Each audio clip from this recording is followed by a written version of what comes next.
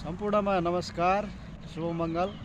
र आज हामी यो आज बुधबारको बसाइमा घुम्दै घुम्दै आउँदाखेरि चाहिँ खानासाना खाएर यसो बेलुकाको वकिङ गर्दै आउँदाखेरि तपाईँको यसो हेर्दै आउँदाखेरि यहाँ हाम्रो यो चौर छ, ठुलो चौरी होइन, यो हरियाली छ।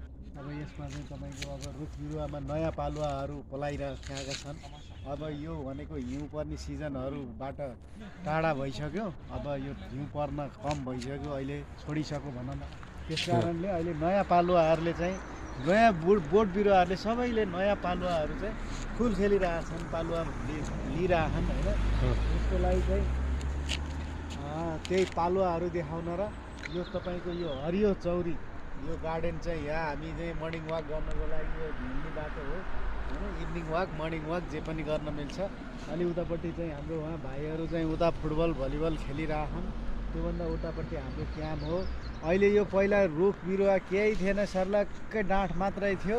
अहिले आएर चाहिँ तपाईँको सबले पालुवा फेरिसके होइन। यो चैत वैशाखमा नयाँ रुख पालुवाले चाहिँ नेपालमा पहिला पालुवा हाले चाहिँ यसमा पनि नयाँ पालुवा पलाएर अब केही 8 महिनाको लाइसम्म फेरि यो हरियाली वन जङ्गल हुनेछ भनेर भन्ने कुरा यहाँ चाहिँ पुरानो दाजुहरूले भनेर थाहा पाइयो।